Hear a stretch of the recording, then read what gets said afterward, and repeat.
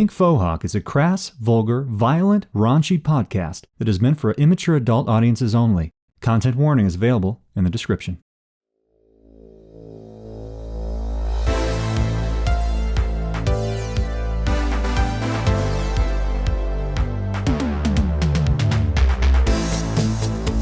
Welcome back to Pink Fohawk, everybody. I'm Ben, I'm the GM. It's good seeing all of you out there and your obscene, not safe for work screen names on Twitter. It's been great engaging with you all.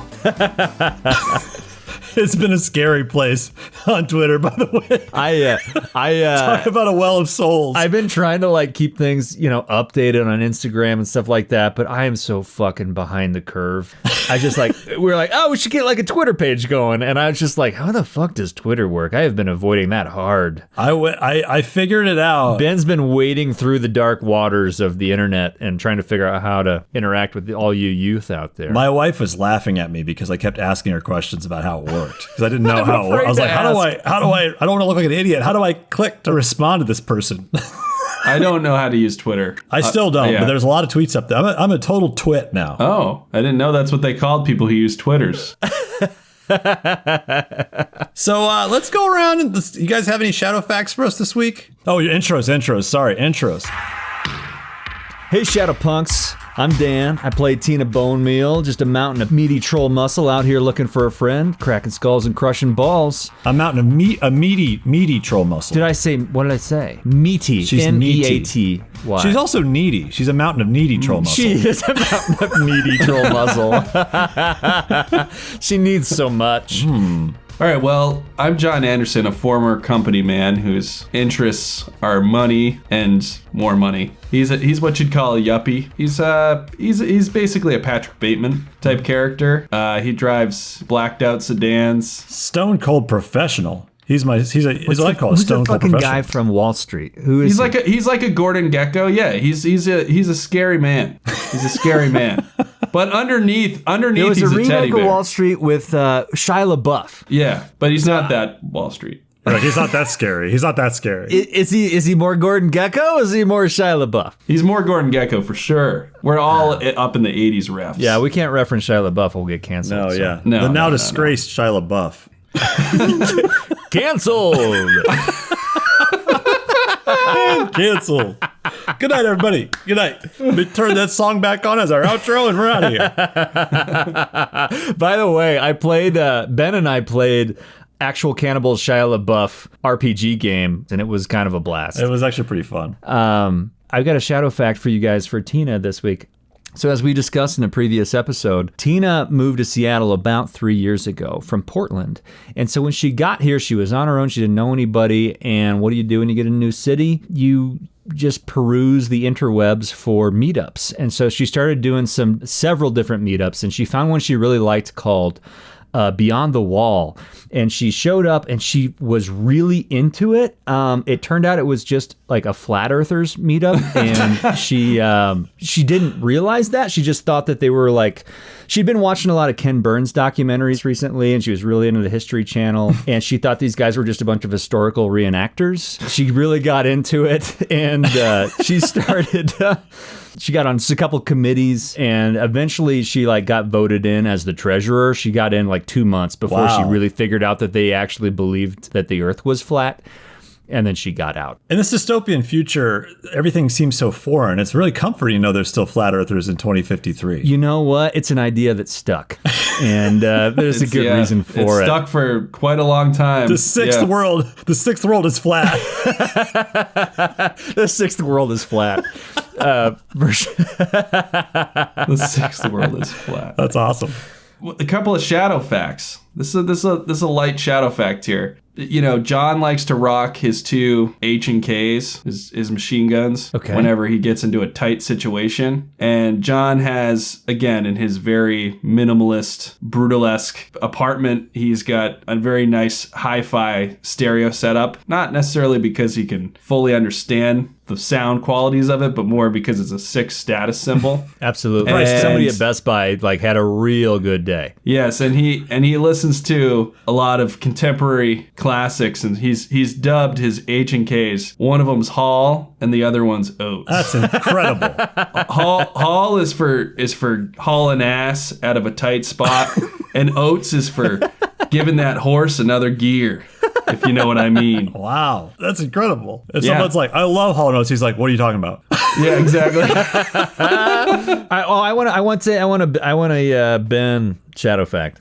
So you'd mentioned that she came here from Portland, but Portland's actually a different country, which is just funny, according to the Shadowrun geography. So basically, Seattle is its own little section of the UCAS. That makes sense, actually, considering how Tina acts. Tina grew up in like what you listeners would now know as northern Idaho, like the panhandle of like bumfuck Idaho. Which is also another country. Yes. I think it's the Salish Shid, whatever. So Tina grew up in one country, moved to another country, and is now in the UCAS, the United Canadian American States. At first, I thought that's kind of cool. It means like Tina has like dual or triple citizenship. Then I was like, oh wait, she's a Shadowrunner. She has no citizenship. But totally you can't imagine, the complete discombobulation to Tina coming into this fucking Blade Runner world out of like Salish Shid, which was like basically like a Native American nation, so it's a lot more nature focused, a lot less pollution and corporate hellscapes. And then you come into Seattle and you're trying to figure out how to talk to people. She's a greenhorn. Yeah. So I just thought that was an interesting fact. Let's get into this. Let's get into the world a little bit. So it's been 2 weeks since you guys rolled out of Terminal 18 and brought the vault with you to Zupa Leone and witnessed a mafia massacre refresh of the ranks. Yeah. I think John just decided hilariously to just go home, and Tina dropped Rory off at a hospital at a I put him in a taxi. Black market dock. Yeah, he took care of himself. And so I was going to either have you guys just tell me what you've been up to for the last 2 weeks, or if you're up to it, roll a d6. I'm going to roll a dice and see what happens. And you can tell me what... A die. Yeah, roll a die and tell me what it is. This is the sound of one die rolling, by the way. If you roll a 1, you died. I should probably go through the list really quick. So one is a bummer. Something shitty went down. 2 means you got lucky. Something positive, new, and exciting happened. If you roll a 3, it means you met somebody new. You got to tell us who and where you met them. 4 is I fucked up. You failed a run. You got no profit from it. 5 means you nailed it. You actually pulled off a sick run. You get 10,000 million if you roll that, by the way, which is pretty sick. And 6, you laid low. You just kind of hung out and didn't do anything. I got a 4. All right, 4. I fucked up. Failed run, no profit. Okay. Tina was on a bus, as she usually is, heading to practice. She was tapped on the shoulder, and somebody behind her asked her to do a robbery with them. They didn't really give her all the details, but she was into it. She showed up. They all put on their ski masks. They had canvassed the neighborhood and figured out that everybody was going to be gone for the holidays, and they called themselves the Wet Bandits. And they started going around and hitting up all these different houses. Was there a little boy at home that foiled their plans? They ran into one. There's this really problematic child, and he fucking kicked all of their asses. He just like burned one guy's head right off of his body. The other dude like doesn't have a hand anymore, and Tina just cut bait and like took off, and it was a fucking disaster. A lot of plumbing problems, and it just didn't work out. I hope she helps that boy get emancipated from his parents. She did not get paid. She actually made really good friends with him, and she has an iron burn on her forehead now. Yeah, and she's missing a gold tooth. Yeah. So John got lucky, and I'm just going to interpret that straight up. And he went home, and his neighbor across the way is a super hippie chick. And John is always he's a Wall Street man who's always banging the hippie chicks. And afterwards he even smoked a little J with her. Oh. Even though he's a total square and he usually does coke. He was like, fuck it, I'll smoke a J. He usually does coke. He's such a square. He's a square. So it's been 2 weeks. You guys told us what you've been up to. We're gonna start with John. John, you're in your apartment. You just woke up. You've had a kind of a hazy weekend. It's just of fucking and frivolity with this neighbor across the hall. Yep. There's a perfect imprint and coke dust on your glass coffee table of a perfect ass. Upon further inspection, you can see like an imprint of a ball sack too. You realize maybe it was your ass sitting on the table. And as you're kind of getting your sort of coffee and smoke in or whatever you do, I don't know what your morning ritual is. What's John's morning ritual? I'm thinking like a Nova Coke fresh in the morning kind of guy. Dry toast, black coffee. No, you know what? He tries to stay in shape. Maybe he does a little like workout kind of thing. Maybe he's like a shake. He's a shake man. It's almost like Soylent. Like he's very Soylent he doesn't protein enjoy shake. He doesn't enjoy life. He's enjoying a macrobiotic shake. Flavorless protein shake. Yeah, exactly. He's not. That's why I said he's a square. Coke is used to get him, juiced, to get him like ready for something. Protein shake and a squirt of lemon and right into his eye in the morning. Right. Yeah. Right. When he's smoking the pot, he's like relaxing for once. That's something. I think these hippie chicks are having a negative effect on John. Yeah, they're making him have to. Everybody's got their vice. He's only human. He is still human. He's only part cybernetic. So John, as you're sort of going through your morning ritual, you get a call from Millie. Okay. You see that it's Millie on the line, and it's ringing. I'm gonna finish my set and then pick it up. Just a quick rep of push-up, like maybe like 205, he finishes the 20 push-up set. He's on 18, but he's not gonna stop. He's not gonna stop. He's banging those last 2 push-ups out. John's doing these crazy barrel roll push-ups where he like pushes up and flips and then catches and pushes up again. He's doing these sick things. And the phone rings to a full complete cycle. Stops. Starts ringing again. I want him to pick it up in his head. He's using his sub-vocal. He doesn't want to get up. He's in the middle of his workout. Oh, nice. He's like, John! Oh, wait, John! Good morning. Sorry, I didn't mean to wake you. That's okay, Millie. What's happening? I like if he's still like a little bit from the weed. Like, groovy, man, what's going on? I mean, he's like not himself. He can tell over the line that you had like a good time this weekend, which is rare. He's like, you're Millie's like, you're glowing, John. You're glowing. How many days has it been? Since what? Since fucking? I guess it doesn't matter yet, but since the last job payoff. Tell me, I want to know the gig and the fucking. It's 2 weeks exactly. Okay, it's 2 weeks. John's been fucking and sucking for 2 weeks. Here we go. Wait, sucking? You can suck like, come on, man. It's whatever. I guess so. I guess I'm comfortable. Yeah. I guess I'm comfortable with the term sucking. She can be smoking pot watching you suck your own dick. Why not? She's just sitting there. That's the effect these hippie chicks have on you, man. They're sitting back smoking fucking. They're just like, yeah, he's my bitch. No big deal. Okay, fine. I guess that's what I did. Like, I don't think that's just getting as lucky as John wanted it. I like it if I step through like my exact sexual fantasy, like with you. I'm like, no, John, I think would be more like this, and you guys are getting like oddly specific. Yeah, like, but then there's a knock on the door, and her twin sister comes in, and he gets really lucky. John's twin stepsister. Twin stepsister. Doesn't make any sense. It doesn't make any sense. We could explain that away. He's like, I've got a quick gig tonight, if you could make it. It's a ride-along. It's a ride-along. It's nothing crazy. It's just, you get in the car, you ride with me, I just need a little muscle along with me for the gig. 100 New Yen up front, 100 New Yen at the back end. It's nothing. You sit in a car, that's all you gotta do. 100 New Yen. We go to the meet, 100 New Yen, we go to the meet. Yeah, I mean, pretty small potatoes. How long are we an hour tops. We go to the meet. I just need you there, sort of support. Get 100 New Yen on the way back. It's I need easy. I need a little throwing around pocket change. Yeah, I figured I'd give you something easy. I know last week got a little hairy. A little milk run. Give you a milk run. Okay. I'll give you a call a little later, pick you up. I'll see you then. Good. so we're going to time travel. And now it's around the evening time, and you get another call. Millie's outside, and he's got a Ford Americar. It's beat to shit. Okay. Old sedan, old model. You see he's in there with sort of a young blonde orc. Okay. She's pretty frail, but she's an orc, so she's a little more built than humans are. Shapely. He honks his horn, and it's the cucaracha horn goes off. And he's like, John, over here. Oh, God. John, John, hey, John Anderson. He's more and more apprehensive. He shuffles forward. Instantly regretting. Keep your voice down. Looks over his shoulder. Hop in the car. He starts her up, and you guys are off. And he's like, thanks for doing this, John. I know it's sort of short notice, but I won't take up more of an hour of your time. I promise. Real easy. This is, by the way, this is Zima. She's my girl. Zima. And she turns around, looks at you, and she flashes like the most sickly teeth, like they're the most like rotted teeth. Oh God. She's like, hey.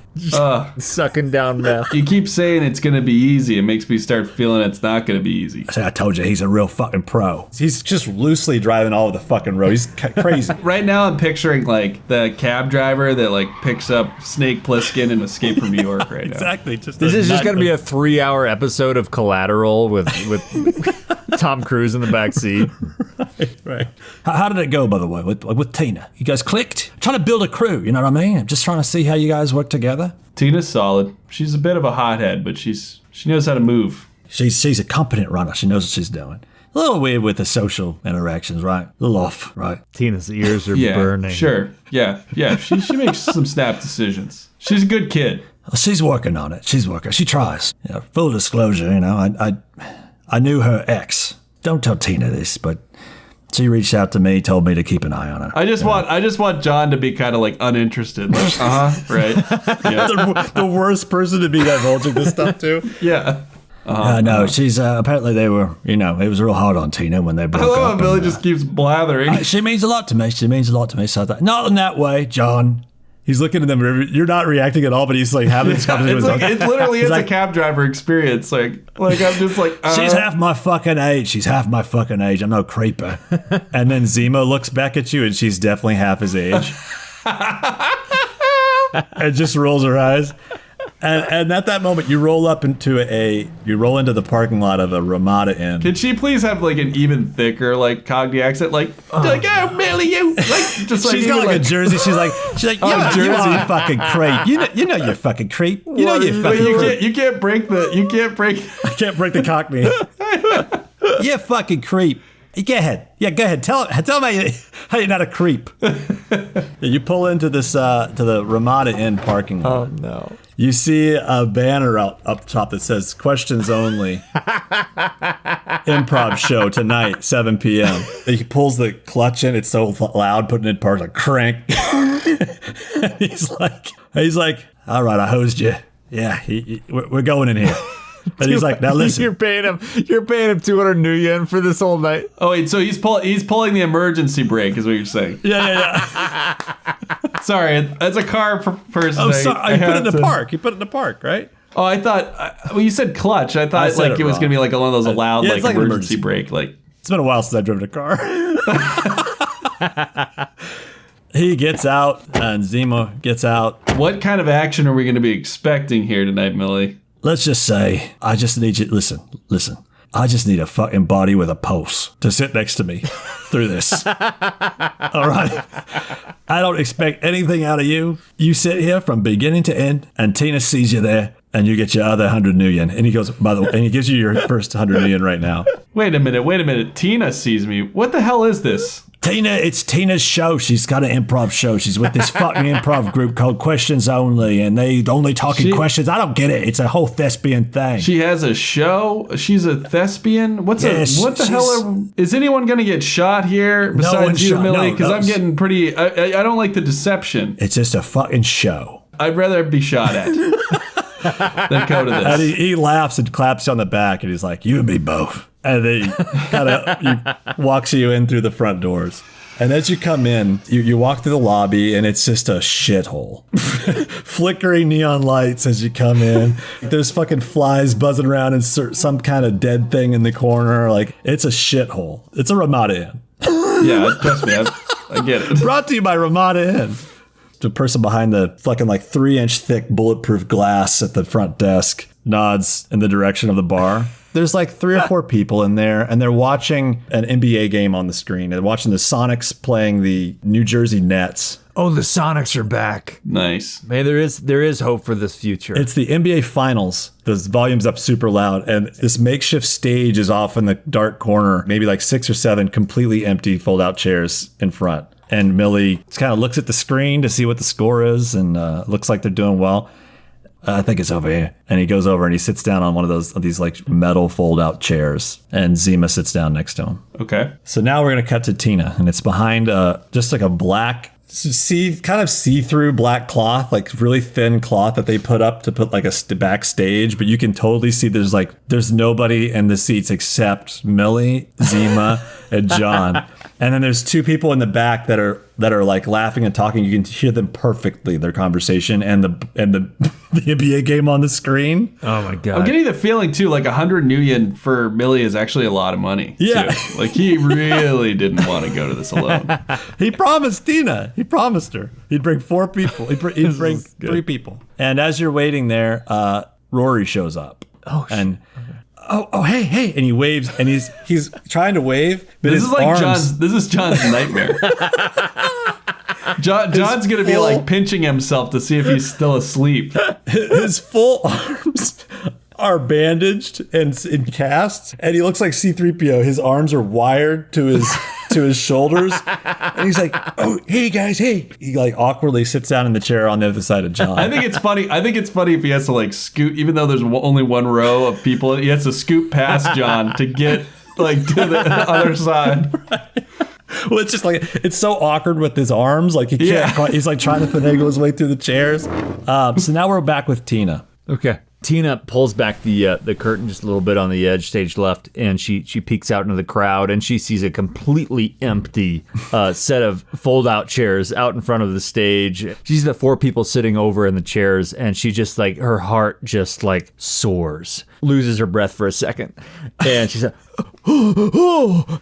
And she turns back to Bobby. She's like, yeah, I brought those guys. They're here for us. Bobby gives Tina a nod. I told you. Okay, everybody, we were all ready for What's this. We're all happening? ready. And Who's there's like Bobby? There's sorry. Yeah, I forgot that we did. I thought we mentioned her. Yeah, so I think John should be like, who the hell is Bobby? Who the fuck is Bobby? You can hear all our conversations behind the curtain because there's no one in the room. So Tina, you're backstage, and you can kind of explain who you're with. Tina's backstage right now. She's getting ready for a show with Questions Only, the premier improv comedy troupe. What night is it? Tuesday nights at the Ramada Inn. They have a show. They open up for the for the karaoke. So nobody's there yet. Yeah, the karaoke night is the draw, and you guys sneak right in there just beforehand and warm up the place. Unfortunately, you're not gonna fucking make me do improv right now. Unfortunately, this that NBA game is also a big draw right now. So like nobody else is looking. Their backs are to the stage completely. There's like 2 or 3 people in the drinking some beers, watching, and they're real rowdy. Like yeah, fuck yeah, there you go. Slam Jackson. I knew he wasn't going to be... I told you he wasn't going to be out for the season. I knew it. I knew he was going to come back. Do they play basketball the same way in Shadowrun, or is this like some sort of like future jam slam like ball? A 20-foot tall hoop. It's a good question. They've got new sports, but basketball is exactly the same. Most sports are exactly the same. Magic is ruled out, and cybernetics are ruled out. So no enhancements are allowed. Ooh, sounds spicy. No doping. Yeah. They're excited. I mean, a lot of rules. So yeah, so you're back there with your troupe, and just so everybody knows, this is a resource that Tina paid for in character creation. Is a gang that is basically loyal to her, that will show up whenever she calls. We have to roll to see how many are available, but like they can show up and like fucking basically help her kick some ass. That's right, because in Shadowrun, you can buy a gun, you can buy a grenade, you can buy armored jackets, you can buy a gang. That's so sick. Tina's character has a gang called Questions Only. That she just outfitted to be an improv group that are also a violent gang. Yes. Jesus. Were they all like sort of out-of-work actors, but also total badasses at the same time? You're kind of spot on with that. Yeah, so there's like the actors union, and then there's scabs. Tina's gang, there were a bunch of union actors, and there was a big strike. A lot of people started crossing the line. All of these actors that were union, they started fucking people up. And it wasn't just stage combat, like fake fighting. No, it was real fucking fighting. It was real like Molotov cocktails and all sorts of shit and baseball bats and like nails driven through them. And but I'm picturing, because they're actors, I'm picturing like the gasoline fight in Zoolander. Yes, it was blood. They started off like that. Definitely spilled. They're showy. The union became the minority at one point. And so the remaining actors who are all union, got pushed off into the fringes of community theater. Yes, exactly. And they all became improv actors, and that's questions only. That's the But gang because of the gang fighting, they're now hardened criminals. Yeah. No, they're fucking hardcore, man. Like, you don't cross that line. John just thinks actors are a bunch of pansies. Right. No. Right. Hold on, I these shouldn't guys- say pansy. I'll get canceled. Obviously, John just thinks actors are a bunch of wusses. I mean, he has man, to. He these doesn't guys, know. They show up snapping fingers like the fucking Jets in West Side Story. They're in a heartbeat, and they're there for Tina, and Tina's there for them, and that's her gang. So Bobby is sort of like the ringleader. So he's like, all right, you guys ready for this? And then he looks around and he sees Skit. Where's Scat? And Skit, he's this little dwarf. I don't know. He should have been here. And everyone's looking at it and they're like, I think he got like a stomach bug or something. I want John to say like audibly, like, "Is this the show?" Because we can see all this. Tina, we're one down. You know anybody? Can you pull anybody? Anything? Anybody? God. Let me check the crowd real quick. I'll be right back. Let me take the temperature of the room. I'll see what we got out there. I won't let you down. 1 second. And Tina sneaks out backstage, goes down the stairs, out past the bar, and out in the crowd and starts approaching her 3 friends plus 1. John wants to get up right now to go get a beer, even though he never drinks beer ever, but he's going to tonight. You guys run into each other in the crowd? Do we? Oh, yeah. Should we roll for this? Should we be official Oh, about this? yeah, okay, yeah. I mean, it's going to be hard to miss Tina. How about this? Roll me an intelligence. No, because John is trying to avoid her. Oh, you're trying to avoid Tina. I mean, he can hear the whole conversation. He doesn't want to be picked. He's like, I'm going to go get a beer right now. Okay. Perfect timing for me to drink a beer, which I would never do. Oh, this is so fucking depressing. What'd you say? It's so depressing. If this would be like stealth, right, which is 4. Yeah. And we're going to roll against Tina's perception. Yeah, do your thing, John. Let's see how many successes you get. You got 3 successes because I made your target number 4, okay? Against my intelligence? So, Tina, your target number is 7 because I'm adding his successes to the target number. Okay. I got 2 6s. So, Tina... Oh, no. So, here's what happens. Tina you walk up to the John. bar... And the bartender is like leaning over the bar looking at the TV and doesn't really, you're like trying to get the bartender's attention. You miss your opportunity to get a beer and sneak in there, and Tina sees you trying to get a beer. John, it's so good to see you. I haven't seen you in a couple of weeks. How's it going? Oh, Tina, I wouldn't miss it. Good show. You can't, we haven't started yet, but thanks for coming. Good, great, Tina. Just trying to get a beer. What are you doing here? Yeah, just, okay. But I just need to get like this beer. I'm like, the game. I'm trying to watch the game real quick. She looks at the bartender. She's like, all his beers are on me. All his beers are on me. Oh, no. That's not necessary. No, That's not necessary. Everything. And everybody else out in the crowd. Everybody out there. There's 4 people. Everybody out there is on me tonight. Oh, okay. Thank you. How you been? Good. Had a good week. Oh, fuck yeah! The guys next to you fucking start screaming again. They're like, yeah! They bump into John. They spill a little beer on John. I'm losing money on this game. I bet against the Sonics for this. Fuck. Well, at least the beers are free tonight. Thanks, Tina. You hear a squeal over the microphone PA system. It goes real loud, and they're like, questions only show will start in 40 seconds. I love how John got lucky, but his luck is changing And she said, rapidly. John, I got a favor to ask you. We're short. Tina, I'm going to stop you. Tina, you're a great gal. I like you. But please don't say what you're about to say. I don't know what I'm about to say. I know. That's the beauty of I know improv. you don't know, but I know, and I please don't say it. John, I Please need you on stage. When I'm in a tight spot. I don't understand what actors do, okay? We don't do anything. I've never met an actor. We don't do a goddamn before. thing. I've never watched an actor in a performance of any kind. You got to clear your mind. You just say anything that comes to mind. Tina, the only actor I know is Al Pacino in Scarface. At this moment, Rory shows up and says, hey, John, Zima said she'd like a Zima. Rory! Rory! Oh, hey. The excitement bumps his arms. His arms get like bumped around. The beer like soak into his... Rory has like a beer helmet with like a straw. She's like, oh, hey, Tina, I don't know if you heard, but I think your friend said that's going to get started real soon. Yeah, no, I'm trying to get John up here. How you doing? I'm surprisingly really good. Somehow I feel like the cocaine still hasn't worn off. One more person. I know I don't look it, but I used to do a little acting in my day. No. Oh, Jesus Christ. Barkeep, make a Zima and whatever your strongest beer is. I need Give me another. a Zima bomb. Would Give me you a Zima bomb. Would you Let me like this. Would you want to come up with us? You mean that, Tina? You don't need your hands at all. Just anything that comes to mind. So we'll just use my mind. Yeah, just your mind. I love that that's becoming our phrase now. Just your mind. You got the Zima, John? And he hustles to follow Tina, and he runs exactly like C-3PO. I know the shuffle. Yeah, the shuffle. Okay, so we're going to do this. John, I was going to give you a shot into it, but all right. Rory comes to save the day. I don't know what the fuck is happening right now, by the way. So I don't either. But I trying to prepare assume since they're myself. all like trained killers that like something's going to fucking go down at some point. So Rory follows you up, and Bobby's like on pins and needles. Did you find someone? No, he's good. He'll be up here. Don't worry. And he shuffles in, and he looks like a fucking wreck. He's got like casts. He looks like C-3PO. He runs over and he's like, all right. Just let me know what you need. This is Rory, my friend Rory. Okay, yeah, whatever. So then Skit, the dwarf, pulls a little thing and the sheet just falls down to the floor and he grabs it and he gathers it off to the side.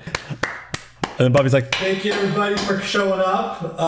Yeah, if you don't mind in the back, if you could just turn the basketball of the game down just a little bit. We paid for the spot. And they just don't pay attention, and the microphone squeals again really loud. It's really awkward.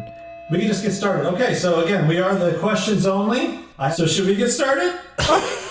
Chris, what I want you to do is I sent you a word generator. I want you to come up with a random word. Just click it twice. I did. And we have to connect the two words in a skit somehow. The first word, arrangement. Okay. The second word, Duke. I like that Ben he's testing the backgrounds of our characters to this. He's testing. He's really looking for all the cracks. Checking for holes. So arrangement and Duke. And Rory goes, oh. And he runs out. He goes, oh man, I just hope I can get this arrangement the way. And he goes, and his blades shoot out of the fingertips of his cast. What the fuck? What? And he's like, The people at the bar is like, oh shit! Like turn around. He's like, and blood is spraying out of his fingertips. They're shooting back like Wolverine claws. They're shooting out and shooting back in. And he's like, Just going in and out. Each time they shoot back out, he's like, Did he go to that? He went to that Ripper and got sick claws. He got his hands all cybered out and they're malfunctioning. And Tina goes, take those dukes somewhere else. You're being a distraction. That's amazing. He falls to his knees in front of everybody. And Millie runs up and gathers him off the stage. And so now you're down one person again. Oh my God. There's blood all over the floor from where his hand just exploded blades out of his fingertips. Jesus Christ. Skit takes the cloth that was previously the veil behind the stage and mops as much of the blood up quickly. And so that was your first act. John's just pounding this beer, and keep in mind, John only drinks like gin and tonics, like dry gin and tonics. It's not enough. And he's just pounding this like. And Bobby goes, Tina, you gotta get someone else. Another person? Oh my God. I don't know what I'm supposed to do. I want to say that as John. After the Rory showing, like everyone's just sort of like, he's on the corner still kind of weeping. His bandages are all fucking burst off of his hands. And by the time, Tina, you're able to sort of get John gathered. Tina comes up to John and she's like, John, I need your help. Just one real quick. This be one skit, just one. I hate thespians so much. And this is Chris speaking, not John. So you hear Skit in a microphone breathing heavily, and he's like, monster, leave Well, this night fucking sucks. I'm out of here. I'm leaving. I'm getting the fuck out of here. Good night. And fuck this place. Fuck the Ramada Inn. You're such a monster. You're damn right I'm a monster. The bartender's going, Don't just stand there, Tina. Take it. Are you gonna take it? I'm gonna slap Tina across the face. I think it's funny if John's getting into this. Like he's being serious, but he's also playing it up. He's playing the part. Everyone in the troop, when the slap happens, goes, oh, and look at Tina. Tina's the biggest, baddest bitch of this whole group. Definitely. And Tina just looks down into herself for a moment and then meets eyes with John. Composer. Launch. Tina is just freezing up at this point. She's looking at John. John's come up here. He's put himself out on the limb for her. He slapped her across the face and she just turns and she runs off stage. I want John to like turn to Millie like, what's happening? Is this troop, part of the act? The troop all look at John with like reverence. Like, holy shit. And Bobby looks at John and goes, that's the best acting I've ever seen. Acting is shit. And all of them are just like, oh, that's so fucking cool. So Tina just stormed off, ran off. Who knows where she ran in the hotel? So Tina's nowhere to be found at this moment. Millie walks up and goes, Jesus Christ, John. Is Tina all right? You slapped the shit out of her. I don't know what came over me. I may have been acting. I'm not sure. I smoked weed this weekend. It's a long story. I don't know. Something's happened to me. I'm unlocked something. I need to get it back locked up. I need to lock it. I need to lock it again. And at that moment, Zima walks up with Rory. He seems to have got it under control. Like, I gotta do the in New Jersey. You sound like you're Australian. I try. He seems like he might be a troll. All over the place. She's just a fucking. She's crazy. She like whistles through her teeth because she has like no teeth from sucking so many dirty dicks. A natural whistling sound on all her S's and T's. Yeah, like a beaver in a cartoon. He seems to have gotten under control. Oh, you can see like dried tears on Rory's face, and he's like, oh, you see, Tina, I gotta apologize. I feel so bad. I feel like I ruined your show. I'm not even gonna say anything because I ignore Rory if all possible. So everyone gathers up and they walk back past the bar, and the game is wrapping up. The Sonics are smoking the nets, and as you're walking out the door, John, you get a call. Subvocal. It's all hooked up. It's all routed. I think it'd be cool. I'm just throwing this out there. Mm-hmm. If like any call that's like he wants to keep a little bit secret, it goes subvocal. Otherwise, it goes on the comlink. Otherwise, it's comlink. So like if he has like a call from Millie or anything to do with the shadow running, it's subvocal just because. I like it. You've got a little speaker, like embedded in the small bones of your ear, and it's like a little voice that says like Stooge. Oh. That's definitely going to subvocal. Stooge is one of John's contacts. I don't know if you want to give a rundown of who he is or you just want to do a conversation.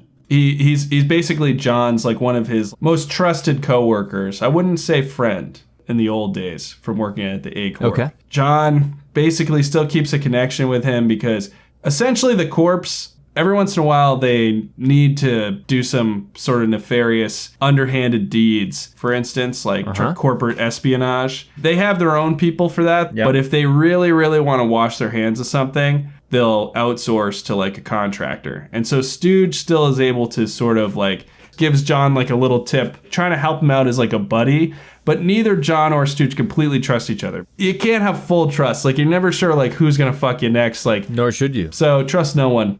So you get a call from Stooge? John! Hey. John, baby, how you doing? I've had a little bit of a rough night. I'm betting against the Sonics tonight. Oh. Not a good time for that. You catch a change in his inflection for a second. A little anger. Ooh. I know, right? Fucking Slam Jackson back in the mix. He's supposed to be out. He was injured. What the fuck? Oh. I know, man. I was with you, man. I fucking put money down on the fucking Nets. I got a bad tip myself. Yeah, well, whatever. It's just a little bit of money, right? Whatever. We'll figure it out. We'll bounce back. We always do.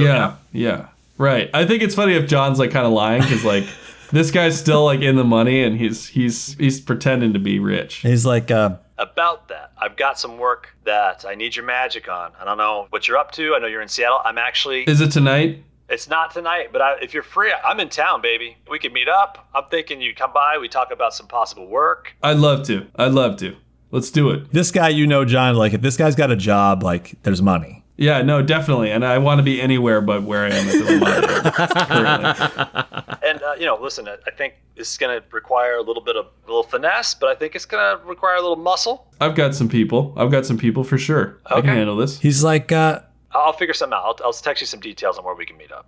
Sounds great. Good to hear from you. It's great talking to you, man. It's great talking. Don't worry about the Sonics, man. It'll get figured out. Oh, I know. I hear you. John's being more professional on the phone than he's ever been. just bullshit business talk. Yeah, like exactly. Water cooler yeah, talk. no, definitely. He's cheerful. And I imagine like John like shoving like Rory, who's like all them out of the way to go to a corner and like take this call. Yeah, definitely. Away from these people. Okay, as you end your call, you see Tina sort of in the lobby as you're all walking out toward the front. Tina's just sitting at one of those very sterile love seats over in the corner, and like they don't belong anywhere in anybody's living room. Super stiff. Very, very firm cushions, and just kind of like staring out the big glass windows. Stain-resistant fabrics. Into nothing. She can just see her reflection staring back at her in the face of her failure on the stage before. She's not even drinking anything. She's just kind of like fidgeting with her hands and just staring at her reflection in the windows. You see the group approaching you. You can see in the background, though, the bar, and you can see the rest of your troupe. They're all like high-fiving and they're drinking beers at the bar. Like they're celebrating. They think what they just happened was amazing. I think John wants to come up like totally tone deaf, being completely insensitive as usual. Tina, you're going to be psyched. I just got a sick gig lined up for us. It's good money, good, reliable gig. You're the perfect person. I need you on this. Oh, John, I appreciate it. I feel like I let you down back there. I don't know what came over me. Back where? What? Don't feel like myself tonight. What, on the last mission? On the stage back there, I Oh, yeah. off, okay, but like, this is the biggest run. This is going to be a great gig for us, okay? Tina, listen, I'm gonna see you later. I gotta go meet up with this guy. I'm gonna get you the details. You were great. Yeah, it's great. This thing was great. You mean it? You think so? Oh, I think so. Yeah. By the way, you were really good out there. Oh, no, yeah, okay, if you think so. Rory's like, Tina's right. John, you gotta follow this passion. Tina, you were great too. Don't be so hard on yourself. No, I was okay. Shut the fuck up, Rory. Shut the fuck up. All right, I'm gonna get a cab. I'm getting out of here. Tina, have a good night. Oh, thanks. Millie. You too. Thanks. Thanks for coming to the show. I appreciate it. And Millie goes, we wouldn't miss it for the world. Tina, come on. Zima, lovely to meet you. He leans lovely over John and he slips you the other 100 nuyen without Tina's. Tina, if you want to roll perception, you can to see if you see it. But I will roll perception. I want John to give it back. Oh. Yeah. Target number 4. A 3, a 5, and a 6. I got 2 successes. So, yeah, Tina, you see Millie trying to be this is smooth. This is even better. And she just kind of squints her eyes a little bit as she sees Millie slip that 100 nuyen. And I'm gonna push it back. You're gonna push the money back to Millie? I'm pushing it back to Millie. I'm not taking it. John's not taking it. So, yeah, I guess this is it. Tina, again, great job. But, let us know you ever have another... we'll talk. Thanks. John not taking money is big, by the way. That's huge. It means something. Thanks for being here, guys. I really appreciate it. Absolutely. John's already gone. John's already out the door. So you guys walk out the door. Is Tina with John at this point? Oh, you guys, you're all kind of walking out with as a group. You're just in the hotel lobby. Oh, I didn't know. I thought you weren't going to come with me. Do you want to? You got something tonight? Yeah, I got something tonight. Yeah. We got to meet up with this guy to get the details. You need some backup out there? I would love some backup if you're available. Yeah. Show me the way. John, you need me to go with you? Rory, I think you should go home with Millie. Oh, Jesus Christ, yeah. We got these fucking things calibrated again, Rory. Goddamn. You fucking shooting blades out and shit. You're not in any shape to go running. Get the fuck out of here. And he pulls them away. And it's about 9 p.m. You walk out of the scuzzy Ramada Inn lobby. The doors are janky. They kind of slide open. And you walk out and there's like neon, pink and blue neon pouring out from the doorways. And you walk into this shitty parking lot. It's kind of tucked away back behind the Ramada Inn, so as not to like taint any of the rest of the views in like downtown Seattle area. Right. There's a bunch of junker cars. There's Millie's shit car. And Tina, your scoot is parked straight across from you. Okay. There's a few cars lined up facing you. Okay. As you walk out the door, you see 4 or 5 bikers standing out front, and their hogs are all sort of parked askew. Okay. There are 2 blocking your exits right and left along the sidewalk. Across from you, there's 3 bikers standing there, and the one in the middle, you recognize him. He's a rough-looking guy, a lot of like leathery skin. He's got these cybernetic, sick-looking sunglasses on, and he's just eyeing you down, and you recognize him. He's the guy whose friend you killed outside the Yankee Noodle. Oh, shit. Oh, fuck. I fucking told you that was her stupid scoot. I recognize that fucking scooter anywhere. Shit. There's a big troll next to him that grunts, "Dirt, fucking fuck her up." And he looks at the rest of you and he goes, We don't want anything with the rest of you. We just want the troll. She killed Gizmo. We're coming back for her. Shit. and this guy on the left side starts to walk over. He grabs Zima. I like this one's mouth.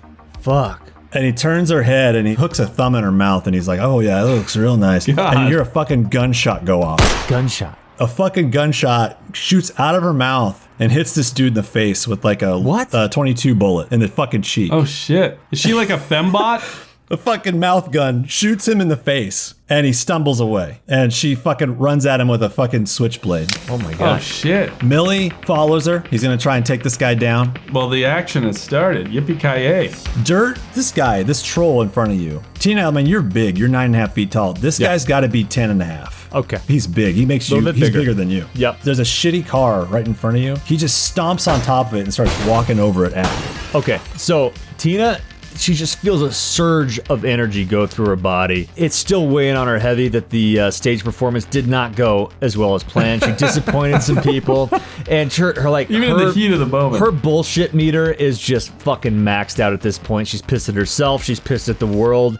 She's good at one thing, and that's fucking shit up. Oh, wow. This is just what she needed. And she just cracks her neck left and right, shakes her arms out a little bit. As he's walking over the car and crunching it in front of her, she takes one step up to the car, squats down, clenches her fingers underneath the bumper of this fucking car, lifts up and rips it right off the frame of this car, and is wielding this 6 foot wide chrome bumper as a giant fucking club in her hands. Nice. Hell yeah. It's like fucking plate metal steel. Strength of 10, by the way. Do I need to roll for that? No, I'm going to say Tina can fucking do that. Okay. Like, I'm just in this situation, like, That amps. Now that wakes John up. He's ready now. what does John have on him, by the way? Well, you came out for a job, John. You came out for a John, job. yeah, John's got everything. He's fully yeah. loaded.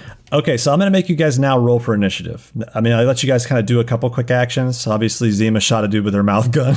Yeah, that's fucking. But now, by the way, just for flavor, John, you've heard about the mouth gun. It's kind of a joke among runners. It's a cyber weapon that is allowed to put a gun in your mouth, but like everyone laughs at it. Like, who the fuck, what situation would that ever be necessary? But it kind of clicks in your head that like, actually it might make a lot of sense for a hooker. Nice. This is true. So yeah, so let's roll initiative for everybody. It should like scare John because he's banged a lot of hookers. Like, oh, I have a 1d6 plus 4. like a Ron Burgundy. Like, oh my. Now there's a new fear.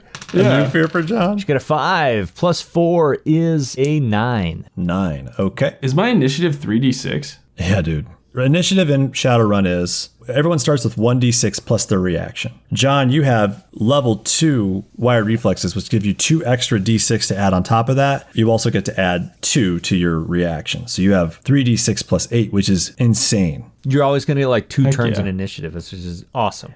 Millie, 8. Millie and Zima both get 8. This guy, Dirt, is the big fucking troll. And then this guy, I'm going to give him, he gets kind of... Okay, so turn order is John, then the biker that you guys recognize. His name's Clutch. Then Tina. Okay. Then it's Zima and Millie. They have the same initiative. Okay. And then the biker on your right goes. Then the big troll in front of you. And then the other 2 bikers go. Okay. Got it. Okay. So we get to John? know who goes. We know the order. And that's kind of part of Shadowrun because that's how you could kind of save your combat dice to defend if someone's shooting at you, whatever. Just so you guys know, just for a second, just a GM tip. Cover in Shadowrun is key. These guys have guns. Okay, well then I definitely want to find some cover. Okay, move where you're going to go find cover. Is this guy on top of a car, the troll? Yeah, he's running over the car at Tina. Oh, damn. Bring him on, fucker. Tina's pissed. John's gonna move to the left side of that car. So he's basically putting the car in between himself, the troll, and then Tina. Okay. So he's gonna be able to aim at the troll's back. Okay. What are you using? Oh, I'm definitely using my H&Ks. Fucking yeah, you are. Nice. I'm pulling it full out, and you know what? I'm gonna use my internal smart link. Fuck yeah. What's John that has do? an internal smart link. What that means is the gun What is that? is wired to his brain. Okay. And so anything he sees puts a reticule on the target and the gun just aims at it automatically. It and helps he can't for aim. miss. Okay. And he's got internal smart link. Basically, anyone can put a smart link, which is like a wire from their gun plugged into their brain. Sure. But John's got it actually surgically implanted in his body. So his hand just has like a reader on it. And when he touches the gun, it's in. Got it. It's just like an extension of him. John is all business. Who are you shooting at? I'm shooting at that troll. It's coming right at you. I'm shooting that troll right in the back. Fuck yeah, you are. God damn, you're the So John, you roll me your firearm skill. I gotta stand up for my thespian. Your firearm skill is 5, but I think you've got a specialization 7. So you're going to roll 7 dice. You also have your 5 combat dice that you can add to your roll if you want to, but you can save some back for defense. Let's use 3. Let's make it a solid 10. So how are you firing at him, John? Are you doing a single burst? No, I like the burst mode. I like the burst mode, like double burst mode from each gun. I don't know how 2 guns work in Shadowrun. That's the only problem. Yeah, but does it matter? You want to rip 2 like it's 2, but just have the damage of 1? Is that okay? Yeah. Fuck yeah. I just think it looks cooler. Okay. Yeah. We're going to say flavor-wise you got dual weapons. I don't actually know how dual weapons work, and I can look into that later on. That's cool. I just like the flavor of having dual SMGs. So, dude, you're going to roll 10 dice for target number 5. 5? Because of recoil. Fucking kill this fucking Oh troll. my. Jesus Christ. 1, 2, 3, 4, Fuck. 5. You got 5 successes. Yeah. So now he gets to roll his body.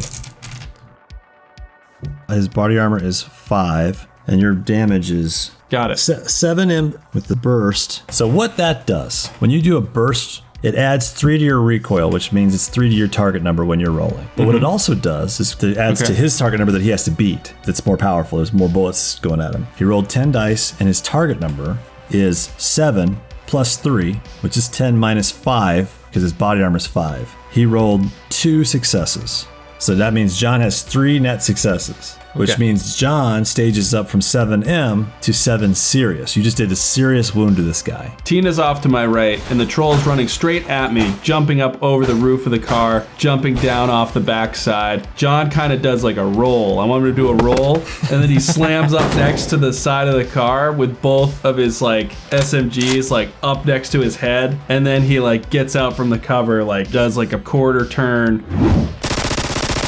and just lays into this troll like on his way over to Tina. Hell yeah. Nice. This dude is fucked up.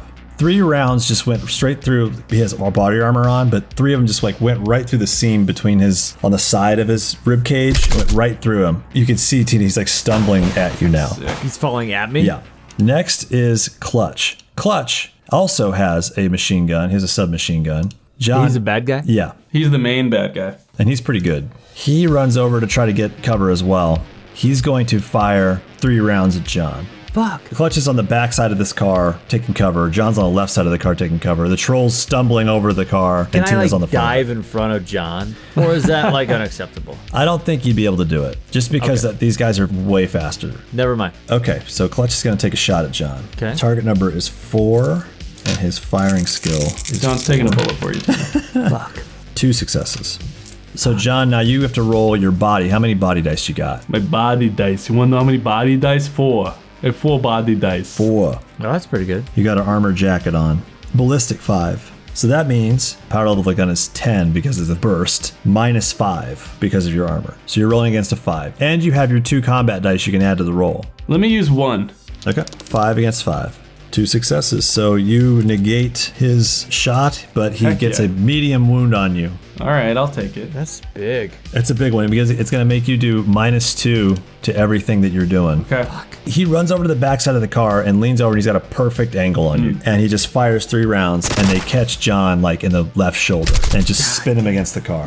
Next is Tina Bone Meal. God damn. Okay, so John buried like some rounds in this troll walking over the crushed car here. What's the condition of that troll? You see blood come out of his mouth and he's like fucking staggering. He's fucked up. He's staggering. He might be able to still attack you if he's feeling up to. You're not quite sure yet where his head's at, but he's really hurt. Okay. Like barely standing.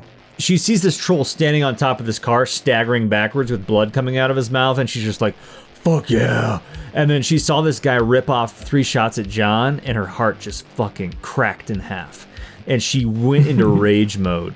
And what she does is she just takes a running leap and just dives over the entire car towards Clutch with the bumper in hand and just brings the bumper down on top of his head with all of her strength and tries to demolish this guy. Oh, shit. Wow. We're going to treat this as a chain whip damage, Sure, yeah, but we'll yeah. give it a +2 to the power level because this thing's heavy. Okay. It's a big, heavy fucking thing, but it's Okay. going to really hurt if you get him. The damage is going to be your strength. Gotcha. Which is rough. Okay. My skill in armed is 6. Fuck yeah. Nice. So you get to roll 6 dice and however many combat dice you want to add to that. I want to add every single combat dice. Oh, shit. And I have 5 combat. You're unleashing hell. Yeah, no. Tina's fucking pissed. Like, she was just fucking acting, man. Like, she was on stage. It didn't go well. These guys come in and fucking try to kill her friends. She's done. She's fucking done. She dives through like the it, air. Tina. She rolls all 11 dice. I like it a lot. Heck yeah. What's her target? -2 with reach. +2, so 4. So I got a 5, a 5, a 5, a 4, a 5, and a 6. That is 6 successes. And what's your damage on that? Strength +1 modifier. Strength +1, medium wound. So that's a fucking 11. Okay. Damn. +2, I gave you +2. This guy's got to roll against a fucking 13. Okay, roll against a 13. 6 successes. Holy shit. 0. I mean, dude. She flies through the air. She completely clears the car as the other troll is staggering backwards with blood still coming out of his mouth from John's machine gun spraying him in the face. Bumper in her hand brings it down right on top of his cranium. Hell yeah. 9.5-foot troll, fucking hellstorm of strength coming down on top of his head.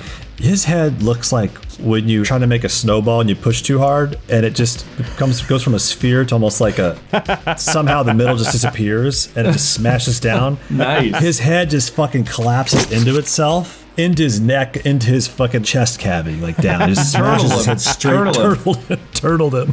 And he just kind of like, oh, and he falls completely. Tina just lets out this fucking earth-shattering. Nice.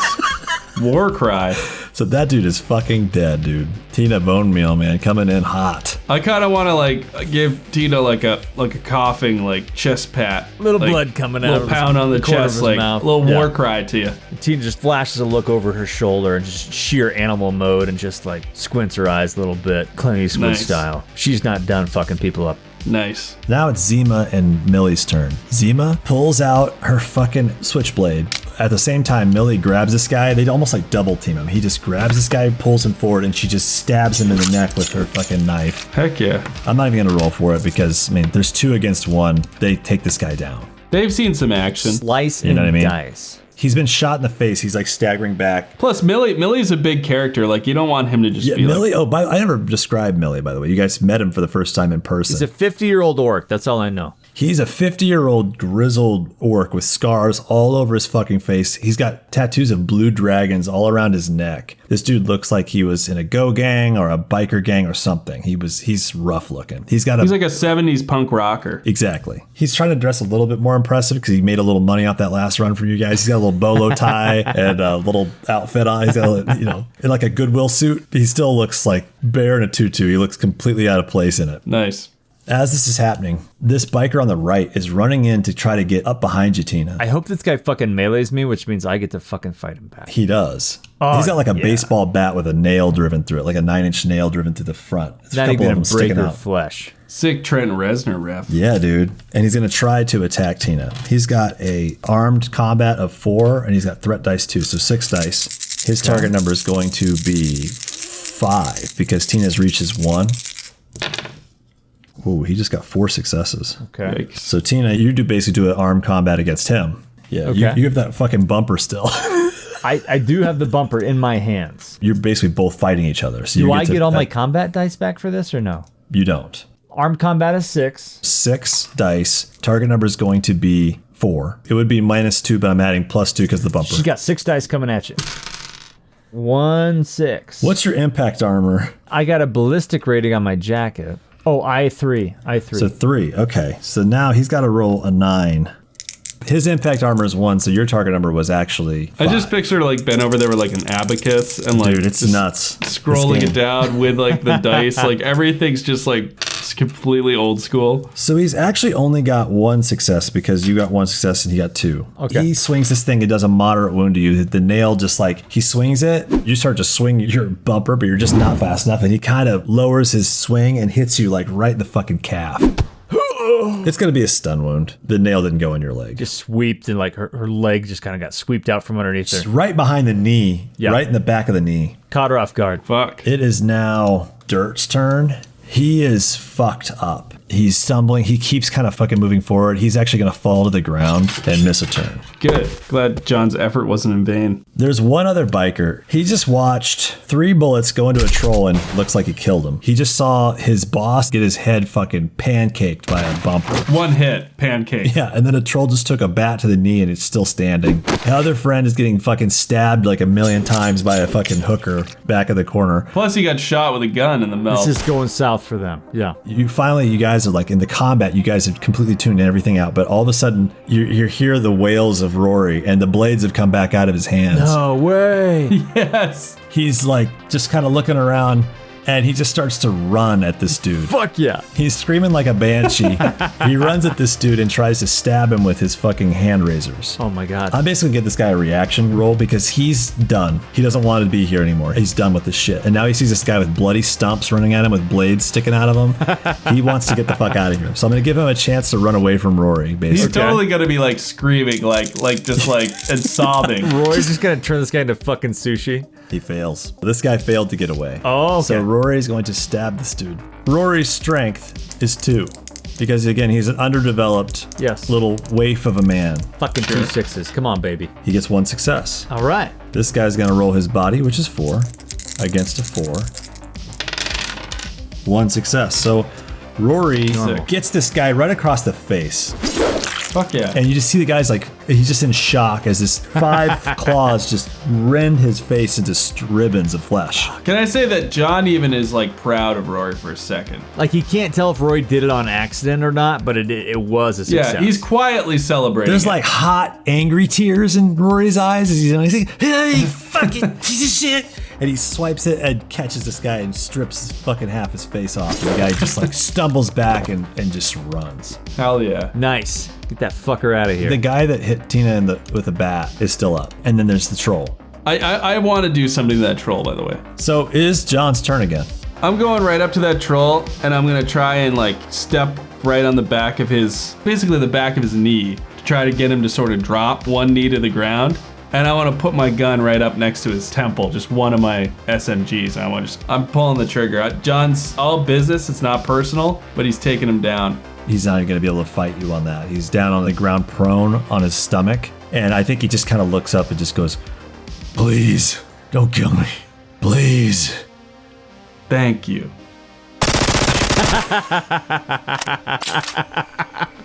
The scene that plays out in this moment is so gruesome because this thick troll skull, the bullets aren't penetrating as well as they would on any normal head. And so these rounds are just pounding further and further into this head and just more meat and chunks of brain are fucking spraying out. And finally you can hear just it's like a bell peen hammer just smashing into this head until finally it's just hitting the goop inside. And it fucking, John, you don't stop until you get to the gooey center of that head. To the gooey center of that Tootsie Pop. How many licks? How many licks to the center of that Tootsie Pop? Pop, pop, pop, pop. Now I'm making a crazy standoff. It's now the whole world fades for a moment. Okay. Tina and this biker are looking at you. He got your attention, Tina. Okay. He hit you right in the fucking knee and it hurt. He did. I dropped down to 1 knee when it happened. Did you get a moderate I have a wound? moderate stun wound. So you're going to roll initiative. Okay. With a -2 penalty. Ooh, boy. 1d6 plus 4 minus 2, so 1d6 plus 2. Yep. I got a 4 plus 2, so I got a 6. So he actually got a 7. So he's going to get to go first. Okay. He picks this bat back up and he starts to swing at your head. Okay. You both are going to make a melee attack at each other again. Okay. You have all your combat dice back, by the way. Fuck yes, I did. Where he's going to roll 6 dice. Okay. Hell Target yeah, number Tina. 5 for him. For you, Tina, 6 because of your wound. Okay. What am But I you're rolling 6 dice plus your combat pool. Which is 5, so that's 11. So 11 dice, target number 6. He's rolling 6 dice, target number 5. 3 successes. 3 successes. He fucking lands one right across your jaw. Cracks your lip, blood shoots out the side of your mouth. He gets you good. Now it's Tina's turn. She's going to pick that bumper up off the ground and just baseball swing this bumper at this guy's head, chop it off the top of his shoulders. Hell yeah. All right, he's going to roll. This fight is all about bumper. You can only roll 6 dice this time since you used all your combat dice. Target number 6. His target number's 5. Got 1 6.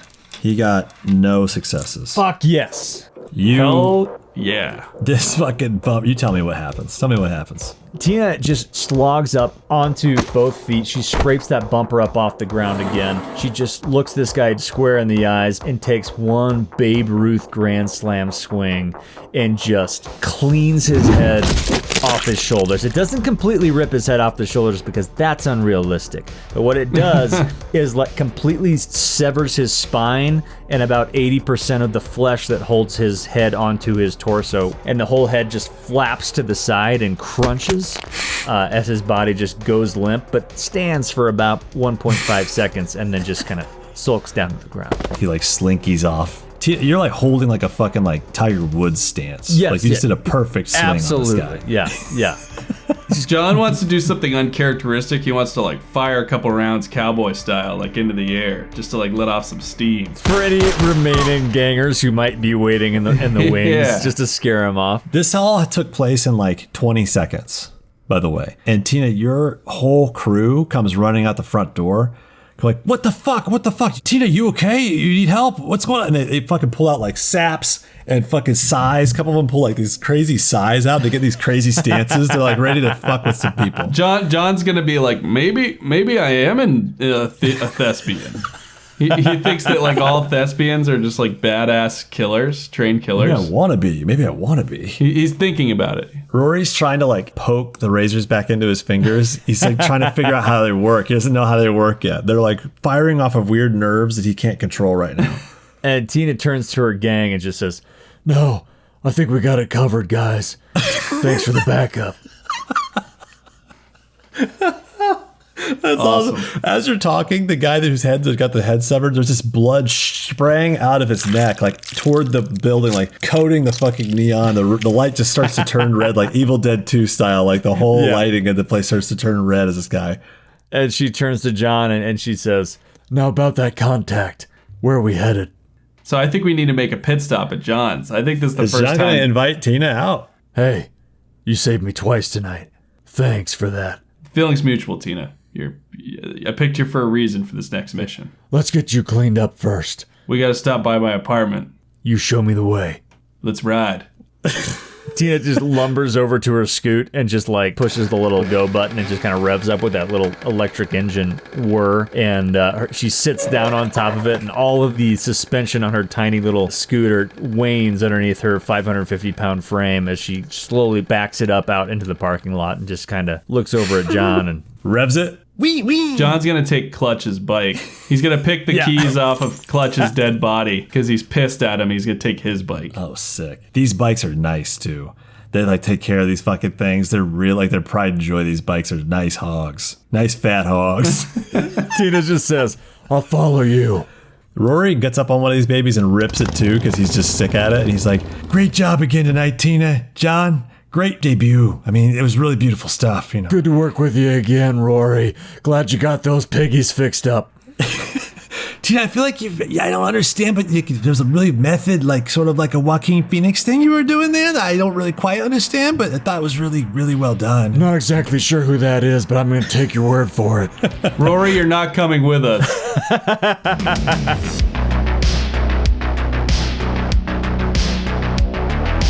Thank you for listening to Pink Fohawk. You can check out new episodes every 2 weeks. Until then, please like, tell your friends, follow us on Instagram, do the whole thing.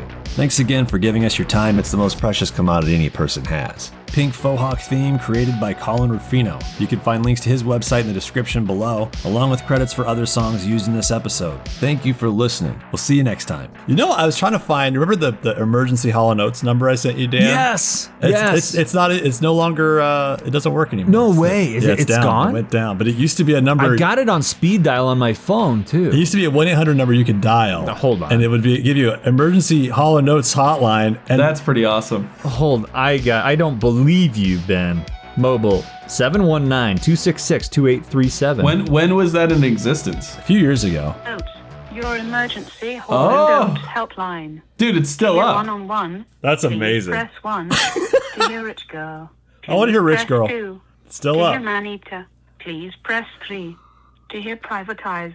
Please press 4. Do you think this is official? I don't know. I don't know. It was down when I called the other day. I really needed it too. Were you in an emergency? I really needed it.